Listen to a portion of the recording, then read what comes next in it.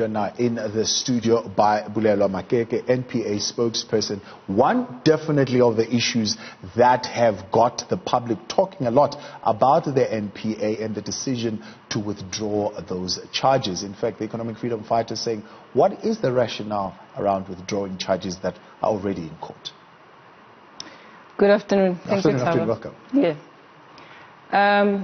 Well, first of all, everybody knows that the three had actually submitted representations to the National Director to actually review the case. And this is a process that is provided for in the NPA Act in terms of how the National Director can come in and actually review decisions of DPPs of whether or not to prosecute.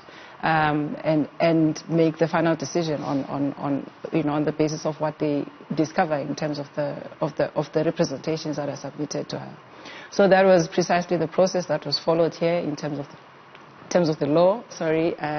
And the final outcome was that as a result of recommendations by a review panel that she had appointed, which she also agreed to, the decision was to withdraw the charge. Explain that process. I mean, how did they come to that conclusion?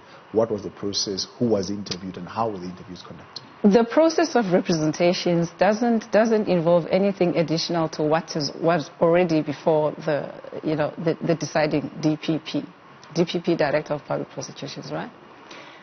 So what the DPP would have been presented with was a docket. Criminal docket from the police, not things being said out in the streets or all kinds of things. Information that is in the docket. And on the basis of what is in the docket, the decision would have been taken by the DPP, and in fact the same docket then gets submitted to the National Director. But in addition to that, obviously, as you submit your representations as a person who's maybe not happy with the decision, is you provide additional reasons why you think the decision is taken wrongly.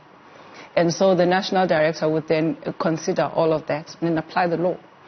And apply, in terms of everything that is provided for in terms of the Constitution, in terms of the NPA Act, in terms of the Criminal Procedure Act, all those things in total actually do provide how this process should happen.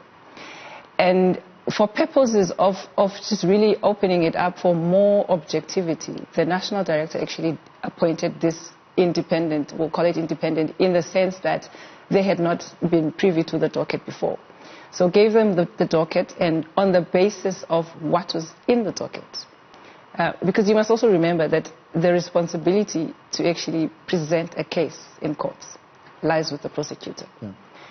It is a responsibility of the prosecutor to make sure that whatever it is that they present is supported by facts, by evidence, that is properly submitted in court. So there's issues of submittability.